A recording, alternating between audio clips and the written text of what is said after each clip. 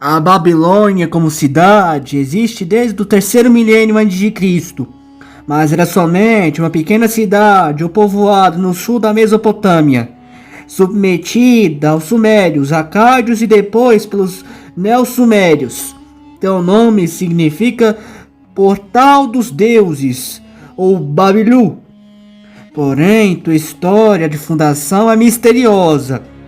Porém, milênios antes, segundo a Bíblia, existia um homem chamado Nimrod, muito antes da escrita ou civilização humana existir, e seu nome era de caçador, filho de Cush, neto de Cã e bisneto de Noé, o sobrevivente do dilúvio, um caçador valente. E ele foi o primeiro poderoso sobre a terra. Porém a Bíblia diz que seu coração encheu de orgulho, e ele próprio se aclamou rei do povo, e ergueu-se Sinear, Erech, que provavelmente é Uruk, a Acádia e a misteriosa Cané, e por fim a cidade da Babilônia, Babel, e ele passou a se achar o próprio Deus vivo e mandou erguer uma torre capaz de tocar aos céus sobre o trono de Deus, dizendo segundo a Bíblia: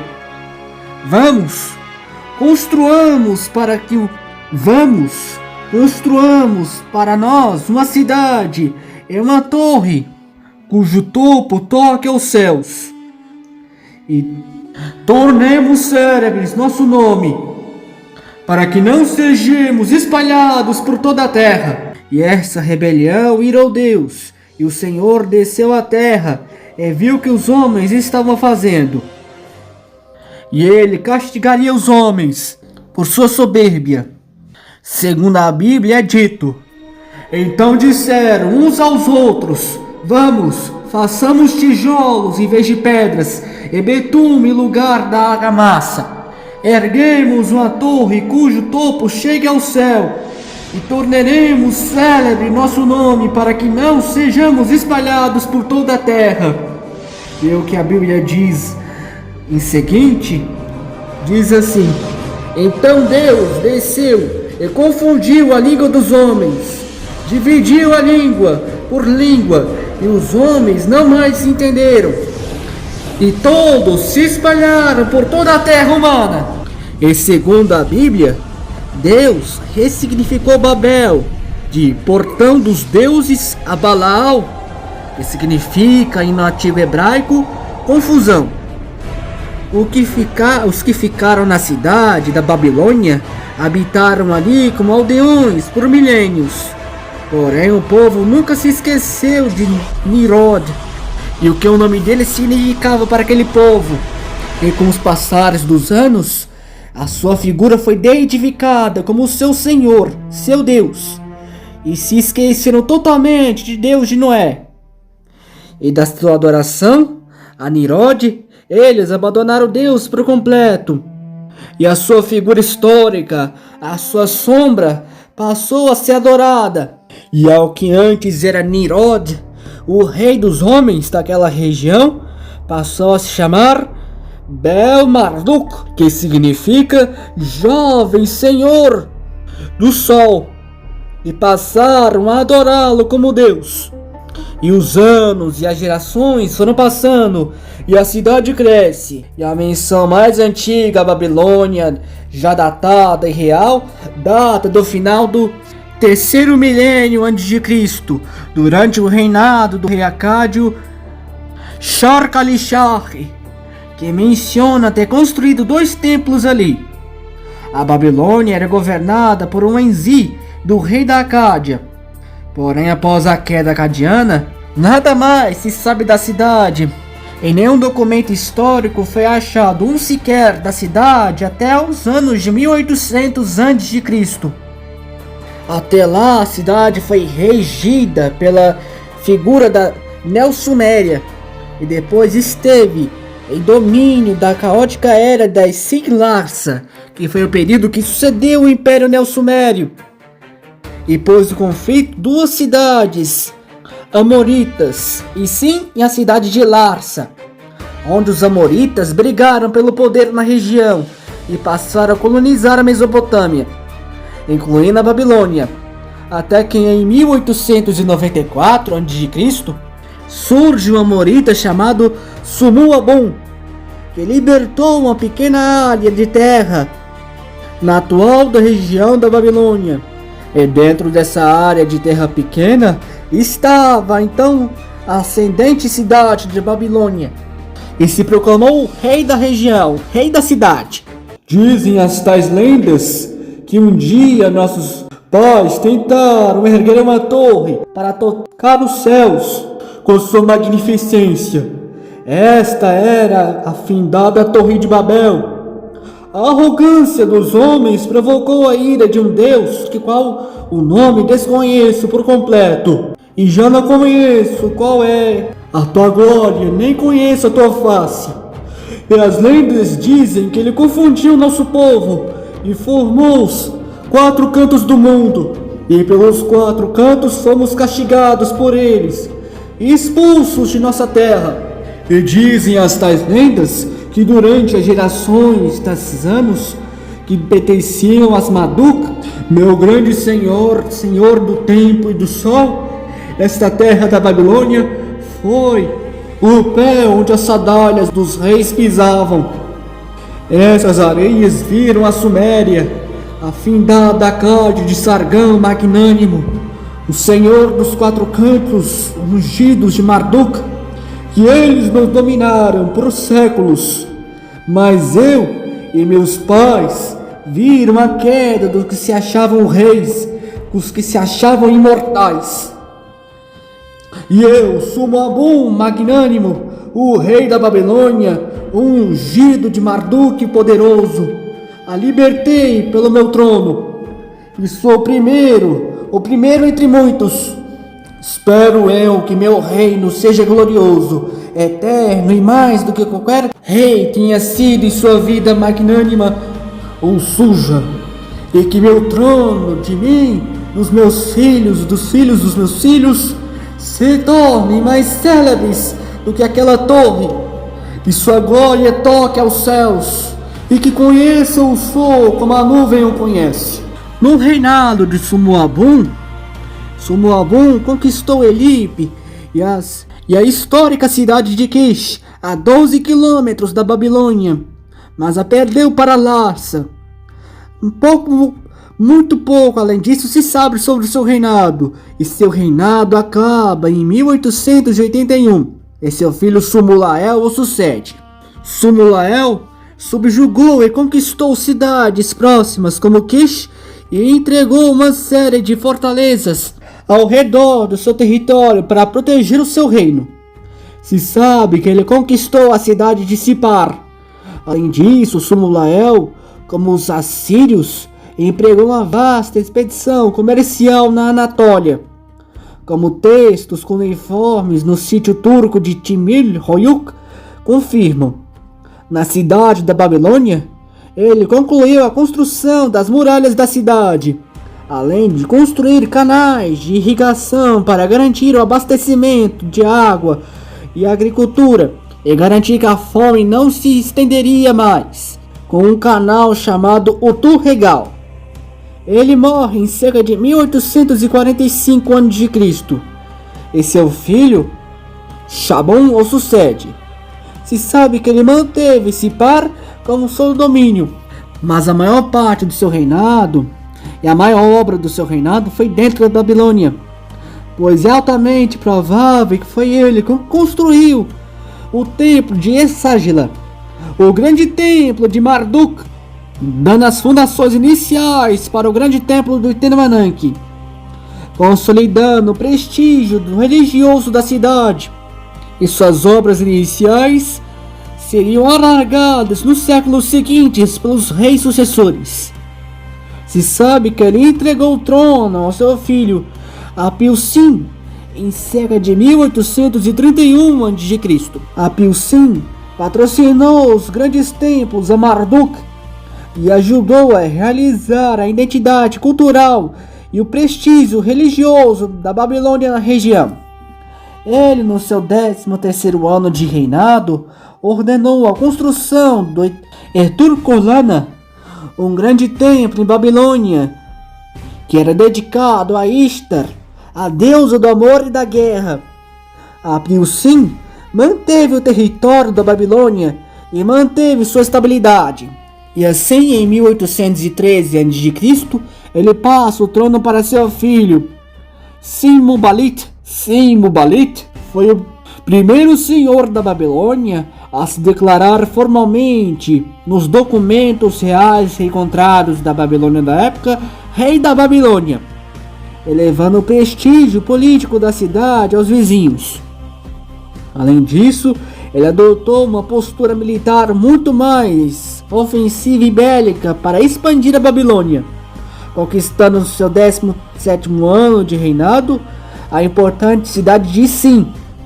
Ele conseguiu defender com êxito a cidade das ofensivas de Larsa e a grande cidade de Ur. Porém, o fim do seu reinado foi determinado pela dura e combativa guerra com a maior potência da região, o reino de Larsa. E quando o rei da Babilônia tentou subjugar Larsa, suas tropas foram derrotadas por Larsa. E envergonhado com a derrota, ele abdica do trono em prol do seu filho, Hammurabi o Grande, que mudaria a história da Babilônia para a eternidade. Hammurabi, o rei poderoso, o rei de Babilônia, a Grande, o Senhor que fez as 4 terras deste mundo obedecerem ao teu cetro, o favorito de Ishtar, o amado de Nebu, sou aquele a quem Marduk, o grande Senhor do mundo e do tempo, que reina sobre o céu, confiou o teu cetro da justiça. O justo e poderoso Marduk, aquele que reina para a eternidade, ele confiou a mim, Hammurabi, teu servo fiel e leal, a este para o mal e o vício dos 4 cantos desse mundo, para que os justos e para o que és varão forte, não subjugue a teu fraco servo. E a cada cidade, o olhar dos deuses vigia os varões desse mundo. Toda a glória que tenho eu não pertence a mim, mas a Marduk, cujo teu saber guia meu coração. Que a glória de Babilônia dure pela eternidade e sobre a eternidade, que é a eternidade da eternidade. Viva a tão sagrada majestade de Marduk, que me abençoa e que revela na luz o que está em oculto, e no oculto revela o que está sob a luz. Os primeiros anos de reinado de Hammurabi foram pacíficos. Hammurabi usou seu poder para empreender uma série de obras públicas, incluindo o aumento das muralhas da cidade para fins defensivos e a expansão dos templos.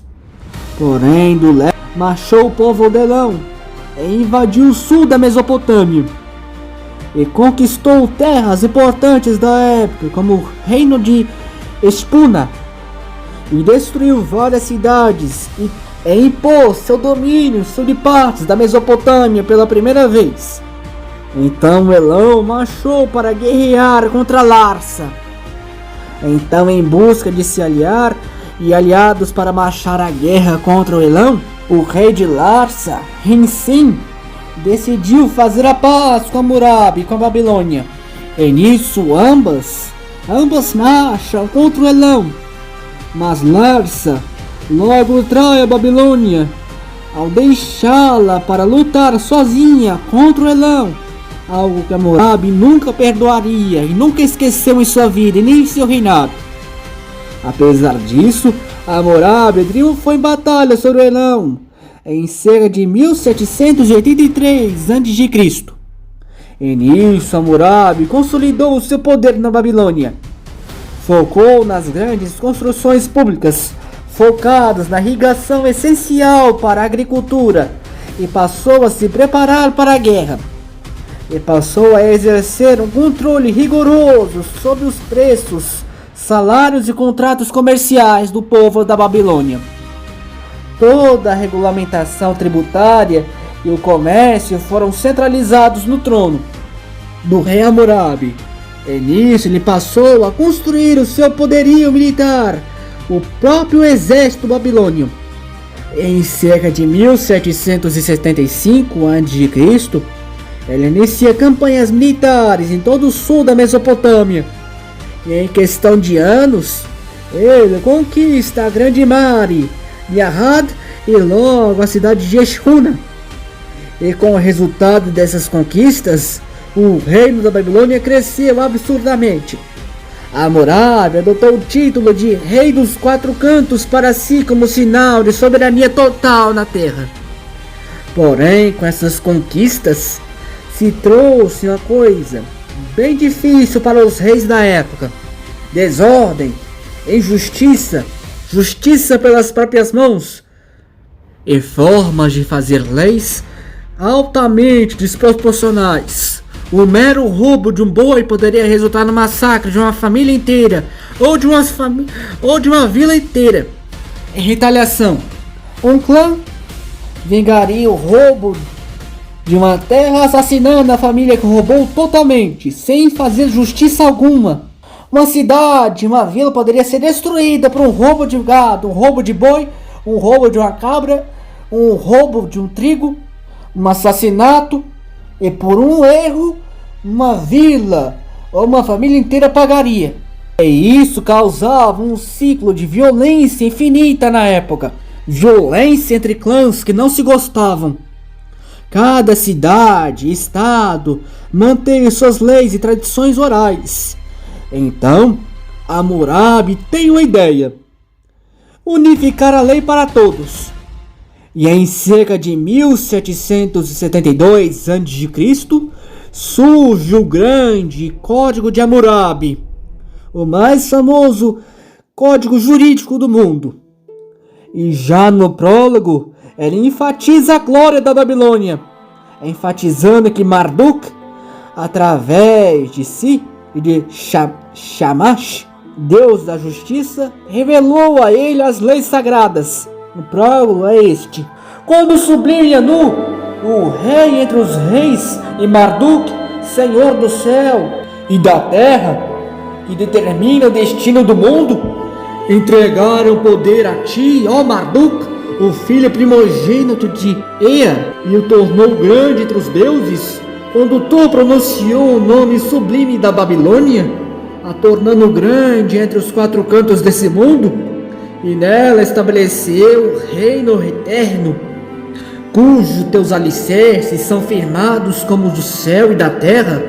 Nessa época, Nu e o grande Marduk chamaram a mim, Hammurabi, o rei zeloso, adorador dos deuses, para fazer brilhar a justiça na grandeza dos quatro cantos, para destruir o perverso e o mal, para que o forte não oprima o fraco. E a primeira lei relativa à dureza do código, dizendo: se um homem acusar outro homem e o denunciar por homicídio, mas não puder provar a acusação, o acusador será morto. A 10ª lei dizia: se um homem comprar prata, ouro, escravos, escravas, bois, ovelhas, jumentos ou qualquer coisa de um filho de outro homem ou de um escravo de outro homem, sem testemunho ou contrato, o vendedor és um ladrão, e este será morto. E no artigo 196 se inicia a famosa lei do galeão, a do olho por olho e dente por dente, dizendo: se um homem arrancar o olho de outro homem, o seu olho lhe será arrancado. No verso seguinte, o 197, diz: se ele quebrar o osso de outro homem, o seu próprio lhe será arrancado. E no verso 200 diz: se um homem arrancar o dente de outro homem livre, o seu próprio lhe será retirado. Estes códigos eram altamente punitivos porém funcionavam como um mecanismo de limitação da violência, da desordem, da justiça privada da época e das vinganças entre clãs. Essas leis foram gravadas de pedra de diorito para serem eternas nas famosas estelas de pedra de Hammurabi. Após a promulgação dos códigos de Hammurabi, ele retornou ao ciclo de guerras, dessa vez contra Larsa, em vingança ao que o seu rei fez. Porém, ao invés de ir ao campo de batalha, adquirindo através de campanhas de controle do canal do sul da Mesopotâmia, e ao invés de batalhar, ele só retirou a água deles. Hammurabi usou os canais como instrumentos de pressão militar contra Larsa, cortando a água de Larsa, como dito, provocando graves secas ao inimigo e mortes por sede. Nisso, ou Larsa se rendia ou morria de sede. E nisso, Larsa se rende ao rei da Babilônia em cerca de 1763, e se vingando totalmente da traição de Larsa. E nisso ele não se satisfaz e marcha ao norte para as terras da Assíria do norte e entra em uma série de guerras contra eles, com ambos os povos fazendo de alianças com estados menores para obter vantagens. E no fim Hammurabi prevaleceu e a Assíria foi forçada a pagar tributos ao rei da Babilônia. Em alguns anos, Hammurabi conseguiu unificar toda a Mesopotâmia sob o seu domínio. A Assíria pagava tributos a Hammurabi. E em simultâneo a guerras, ele aprofundou seu papel como rei benevolente e provedor da justiça, centralizando a autoridade real como a suprema instância jurídica e religiosa entre os seus. Porém, ele teve que lidar com expedições de povos nômades como os cassitas. E no final do seu reinado, a Babilônia apresentava sinais de sobrecarga devido ao seu tamanho. Porém, Hammurabi viria a morrer em 1750 a.C. e seu filho Samsun-Ilum o sucede. Hammurabi deixa um aconselhamento ao futuro, dizendo: estas são as decisões justas que Hammurabi, o rei dos quatro cantos, o rei poderoso, estabeleceu para proporcionar um reino estável e uma constituição justa para a terra. Sou Hammurabi, o rei da justiça, a quem Shamash confiou a tua verdade. As minhas palavras são escolhas, as minhas ações não têm igual.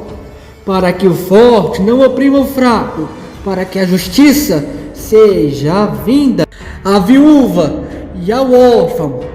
Escrevi estas palavras preciosas na minha estela, para que fosse eterna. Porém, se aquele homem for sábio e capaz de manter a ordem no seu país, que preste atenção às palavras que gravei nessa estela, que lhe será eterna. Que ele entenda o direito que não altere minhas palavras, nem minhas decisões. Que não ande nos meus decretos, que não mude os meus decretos. Porém, se ele não agir assim, mas desprezar as minhas palavras, meus decretos, e ignorar tudo o que dito nessa estela, tudo que Shamash me confiou, que maldito seja para todo sempre. Que Anu, o Pai entre os deuses, retire de ti a tua glória, o poder, o reino, e que quebre seu cetro e maldições, o seu sangue para a eternidade, e jamais seja glorioso outra vez. E estas são minhas palavras para o que é eterno. O reinado do filho de Hammurabi e Samsun-Ilum viu um inicial declínio da Babilônia. A Assíria e o Elão começaram a deixar a órbita da Babilônia, e revoluções começaram em todos os territórios conquistados no sul, na antiga Larsa. Larsa iniciou uma campanha militar brutal para retomar o controle das cidades rebeldes, e o exército babilônico conseguiu derrotar os insurgentes e recapturar Larsa. Os rebeliosos foram totalmente executados. Nisso, a Babilônia passou a castigar o sul da Mesopotâmia. Os registros de Larsa se encerram para sempre. Pouco mais Larsa foi despovoada, junto a Isim e Nippur, que foram todas despovoadas, situação que permaneceria por séculos. Larsa também foi apagada da história, e Samsun-Ilum pôs fim ao domínio cultural sumério na Mesopotâmia, instituindo o abandono do sumério para o acádio babilônico no governo e na escrita popular. E além disso, Samsun-Ilum instituiu o calendário babilônico padrão, que tinha 12 meses de 360 dias e uma semana de 7 dias. O sétimo dia era o dia sagrado. Nesse dia, os funcionários eram proibidos de realizar diversas atividades, e os homens comuns proibidos de fazer qualquer pedido, pois era o sétimo dia, era o dia de Marduk. O 28º dia era o dia de descanso. No 20º ano de reinado, o rei da Babilônia teve que repelir ataques dos elamitas e dos amorreus, além de ter que lidar com os nômades dos agros. E enquanto isto ocorria, ele teve que lidar com um novo inimigo, Ilumalish, que fez a Babilônia perder o acesso comercial ao Golfo do Pérsico, fundando sua nova dinastia, a chamada Dinastia Marítima, a Dinastia do Golfo, que dominou de Ur e reinou de Ur por séculos.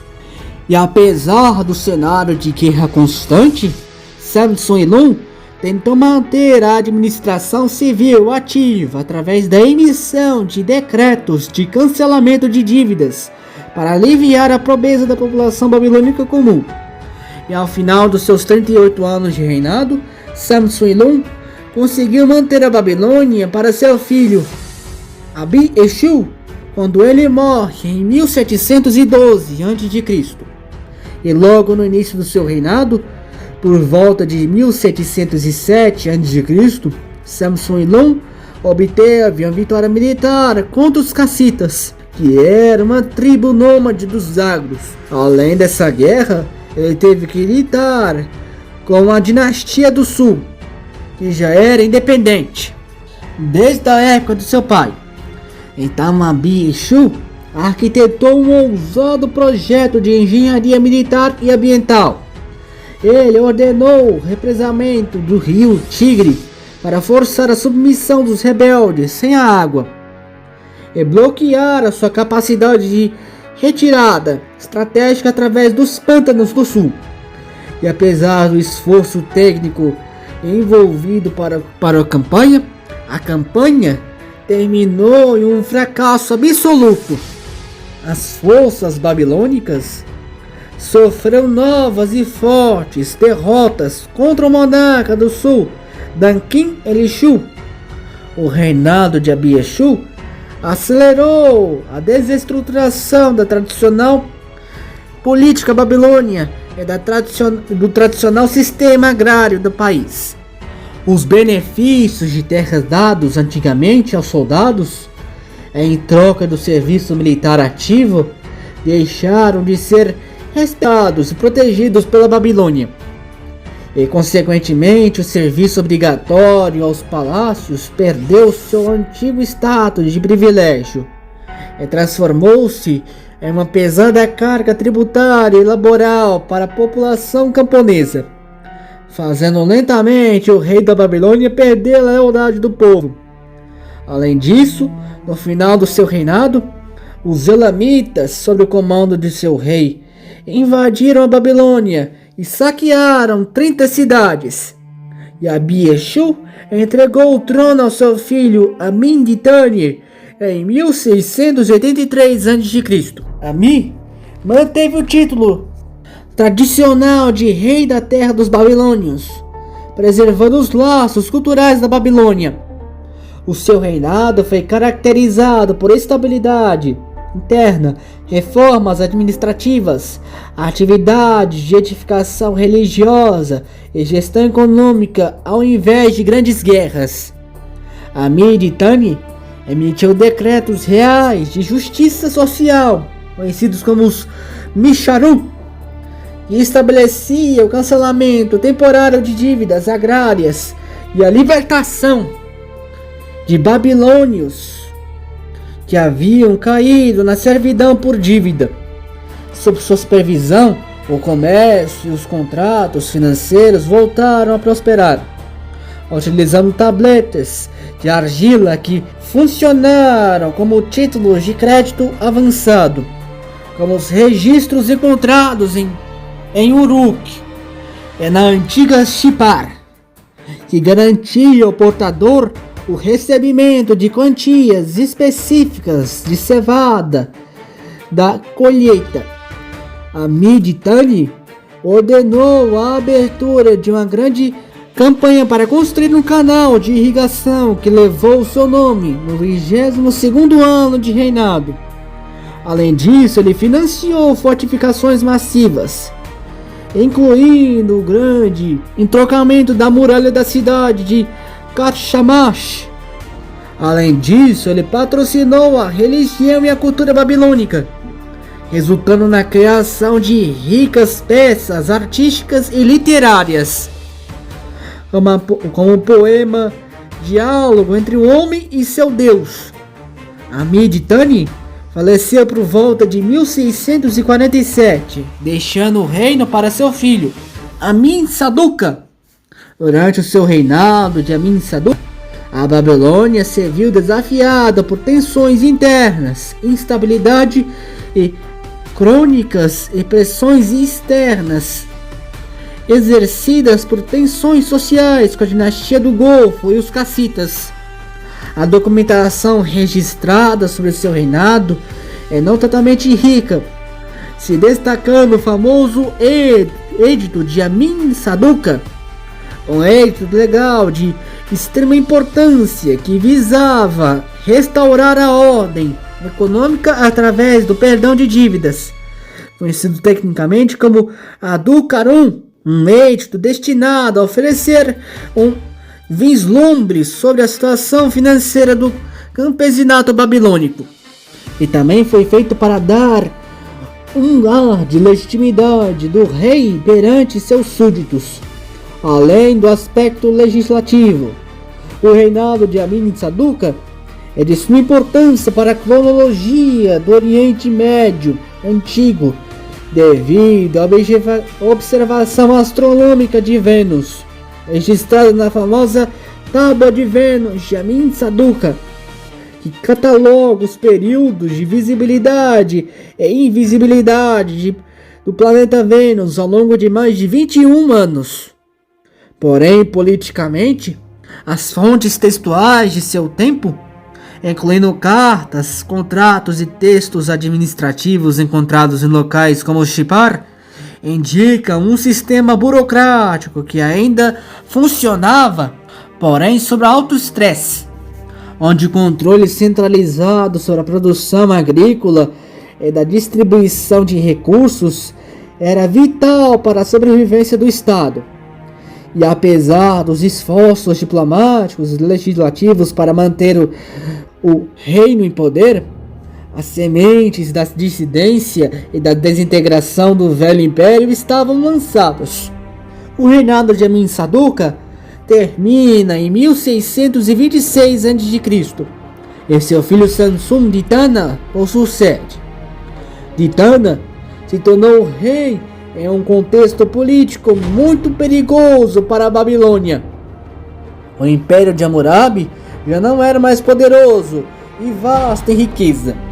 Sua influência econômica já não existia mais. Sua coesão interna praticamente já não existia devido a recorrentes crises agrárias enfrentadas por seu pai. A Mesopotâmia da velha Babilônia já não existia. Fragmentações políticas estavam ocorrendo pela ascensão de potências regionais fortes que eram ávidas concorrentes do poder babilônico, como os mitanitas e os hititas. Revoltas tribais ocorriam a todo momento na Babilônia, além de uma caótica seca que causou fomes constantes, que debilitaram severamente a capacidade da Babilônia de sustentar exércitos e manter o controle sobre as rotas comerciais essenciais. Samson-Ditana só tinha autoridade de rei na Baixa Mesopotâmia, como nas cidades antigas de Sipar, Borsibá e Kish, e a própria Grande Babilônia. Os reinos do norte só estavam esperando o movimento para desferir o golpe de honra, de misericórdia, para decapitar o leão da Babilônia. E o momento veio em 1595 a.C., quando os hititas, liderados por seu rei Mursílio I de Hatti, desceram a terra da Babilônia, as terras da Mesopotâmia, e marchou contra o reino da velha Babilônia. E não há nada que os babilônios puderam fazer para vencer os hititas. Mursílio derruba as muralhas da cidade e invade a gloriosa capital de Hammurabi. A Babilônia foi destroçada. Massacres ao povo foram feitos. A cidade foi aniquilada, incendiada. As estátuas dos deuses foram roubadas pelos hititas. A estátua de Marduk foi roubada, como para dizer aos babilônios que Marduk a abandonou. Ditana foi morto em batalha pelos hititas. Mursílio logo volta às suas terras, abandonando a Babilônia à própria sorte. E com a Babilônia vazia, o povo cassita desceu os Zagros e logo ocupou a Babilônia. E era o fim da velha Babilônia, é o início do médio império da Babilônia. E falaremos na próxima parte. Até lá! O céu sobre a grande Babilônia amanhece com colônias distantes de fumaça escura. As semanas corriam boatos desesperadores de que os exércitos implacáveis do norte, os guerreiros de pele escura e armaduras de ferro e bronze vindos da Anatólia, liderados por um rei jovem e audacioso chamado Mursílio, haviam descido o rio Eufrates, deixado um rastro de ruínas, após destruir todas as cidades da região. O rei Samson-Ditana tenta organizar as defesas, mas o impacto é avassalador. Os portões maciços de cobre e madeira da Babilônia Grande, que eram tidas como então intransponíveis, cedem diante da fúria das táticas de cerco dos hititas. Os soldados invadem as terras pavimentadas. Eles não buscam ouro ou grãos, buscam o coração, o espírito do império. O alvo é Ságila, o Etemenanque, o glorioso templo e casa do deus Marduk. Os soldados, perante os sacerdotes horrorizados que choram prostrados no chão, quebram o selo sagrado e arrancam do o altar, a estátua de ouro e a lápis lazuli de Marduk. Na plenitude do nosso mundo, isso foi um roubo sacro, uma blasfêmia contra Marduk. Sem nosso Deus, como nos protegeremos? E o fogo consumiu os armazéns. A cidade deixou de ser centro deste mundo e se tornou apenas uma carcaça. Fogo consumiu nossas casas, nossos homens, nossas mulheres, nossas crianças, nossos artesãos, escribas e nobres são amarrados em longas filas para serem levados como escravos para as terras distantes dos hititas, em Hatti.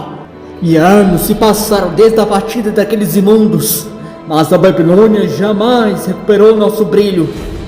A grande metrópole parecia uma aldeia, uma sombra de si mesma. Muralhas estavam destroçadas, nossos bairros inteiros despovoados e templos destruídos pelo roubo das nossas e das riquezas dos deuses sagrados. O trono de Hammurabi já não era escapado por homem algum. Estava destruído.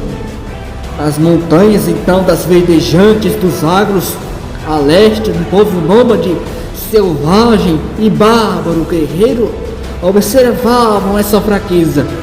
Eles se chamavam entre si de cacitas. Eles já rodavam a terra, as fronteiras de nosso povo. Eles serviam como mercenários na região, na nossa terra, havia gerações. Vendo a terra ser um senhor forte, eles desceram os vales e desceram a nossa cidade. É diferente da fúria dos Mucili, dos Hititas, a chegada dos cacitas, a Babilônia foi pacífica. Os chefes deles não maltrataram nossos povos, nem nossas mulheres, nem nossos homens, nem nossos varões, nem nossas crianças. E talvez perceberam que para governar a Babilônia não bastava conquistá-los com a espada, eram precisos ser aceitos como Marduk soberano. O grande trunfo deles foi diplomacia e militarmente bem sucedida. Eles conseguiriam restaurar a estátua sagrada do deus Marduk após anos exilados das suas terras, da sua casa, pelos brutais hititas. E eles formariam a nova era, um novo dia, o nosso segundo império. A dinastia de Urabi iria governar como antes, e seria tão gloriosa quanto. Viva seja Marduk, a quem o tambor soa, a quem as jazidas tremem. Não, bendito seja ele, mas maldito seja quem destrói ele. Que sua casa se torne um covil de lobos e canil de cães desesperados, esfomeados, e sua carne seja devorada, e seu esqueleto, seus ossos não tenham vida, e não vivam no espírito. Seu espírito faleça e ande sobre a terra amaldiçoado, e amaldiçoado seja quem destrói a casa de Marduk, e bendito seja o rei que por ele reina, e bem visto seja o trono que reina sobre a Babilônia. E sobre este pacto eterno com os deuses, digo-lhe, desejo-lhe uma grande e eterna era da Babilônia. Viva a minha pátria, viva meu povo, e maldito seja quem marcha contra ela. Que seu povo se torne covil, sua casa seja despedaçada, sua carne não tenha espírito mais. Que o reino da Babilônia reine por 1, 2, 3, 10 milênios. E viva Abel Marduk, o poderoso, rei dos deuses, o senhor da Babilônia. Bendito seja ele.